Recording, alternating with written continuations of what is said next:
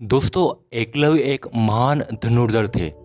गुरु द्रोणाचार्य ने जब एकलव्य को शिक्षा देने से मना कर दिया, तब एकलव्य ने जंगल में गुरु द्रोण की मूर्ति बनाकर उनके सामने धनुर्विद्या सीखने लगे। लेकिन जब गुरु द्रोणाचार्य को पता चला कि एकलव्य ने खुद से ही इतनी विद्या अर्जित कर ली कि अर्जुन भी उनके सामने कहीं नहीं लगे, तब गुरु द्रोणाचार्य ने गुरु दक्षिणा के रूप में एकलव्य से उनका दाहिने हाथ का अंगूठा मांग लिया।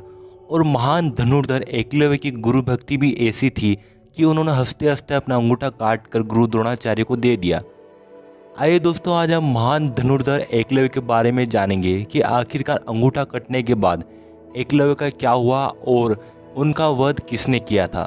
दोस्तों, एकलव्य कोई सामान्य व्यक्ति नहीं थे। वह श्रृंगवेरपुर राज परिवार के राजा हिरण्यधनु नामक निषाद भील के बेटे थे। राजा हिरण्यधनु के बाद एकलव्य स्वयं श्रृंगवेरपुर राज्य के शासक बने।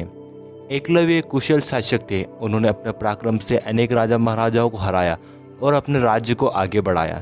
एकलव्य के बचपन का नाम अभिधुम्न था। लोग उन्हें अभि नाम से बुलाते थे। उन्होंने बचपन में निषाद गुरुकुल से शिक्षा प्राप्त की थी और आगे धनुर्विद्या की शिक्षा लेने के लिए गुरु द्रोणाचार्य के पास गए थे। लेकिन गुरु द्रोणाचार्य केवल पांडवों और कौरवों को ही शिक्षा दे रहे थे।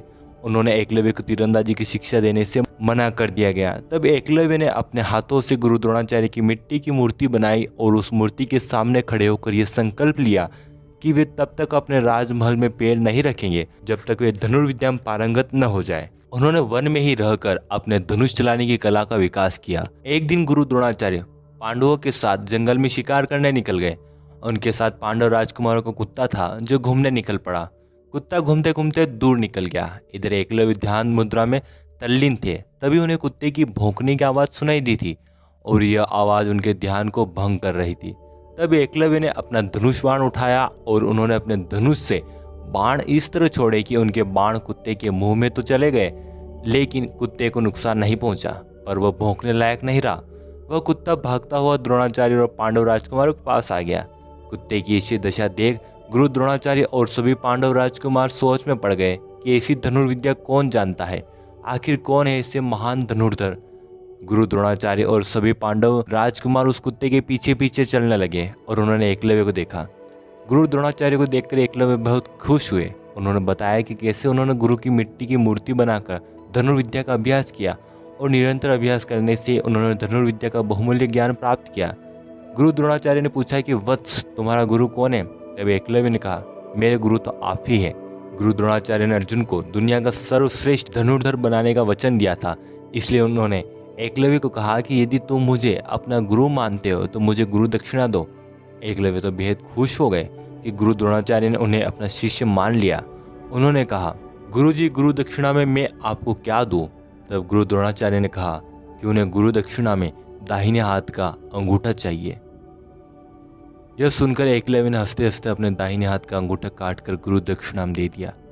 लेकिन एकलव्य की कहानी यही समाप्त नहीं हो गई। उन्होंने गुरु द्रोणाचार्य को अपना अंगूठा दक्षिणा में देने के बाद उन्होंने अपनी तर्जनी और मध्यम उंगली का प्रयोग करके धनुष बाण चलाने का अभ्यास करने लगे। धनुष चलाने की यह विद्या बिल्कुल नई थी जो विकसित होती चली गई। उन्होंने आगे चलकर सुनीता नामक राजकुमारी से शादी कर ली और अपने पिता राजा हिरण्यधनु के बाद श्रृंगवेरपुर राज्य के राजा बन गए। उन्होंने निषाद भीलों की मजबूत सेना का गठन किया और अपने राज्य का विस्तार किया। आगे चलकर जरासंध और एकलव्य मित्र बन गए। जरासंध भगवान कृष्ण के बहुत बड़े शत्रु थे। विष्णु पुराण के अनुसार जरासंध से मित्रता करने के बाद एक बार वे द्वारका के विरुद्ध जरासंध के पक्ष में युद्ध करने गए, जहां उन्होंने देखते ही देखते पूरी यादव सेना का वध कर डाला। इस बात का पता जब भगवान कृष्ण को चला तो वे एकलव्य से मिलने आए। उन्होंने देखा कि दाएं हाथ के महज 4 उंगलियों से धनुष बाण चला रहे हैं। यह देख उन्हें ध्यान आया कि एकलव्य भविष्य में होने वाले महाभारत युद्ध में पांडवों के लिए खतरा बन सकते हैं। इसलिए उन्होंने अपने सुदर्शन चक्र से एकलव्य को वीरगति प्रदान की। दोस्तों, आपको ये वीडियो कैसा लगा कमेंट बॉक्स में जरूर बताएं।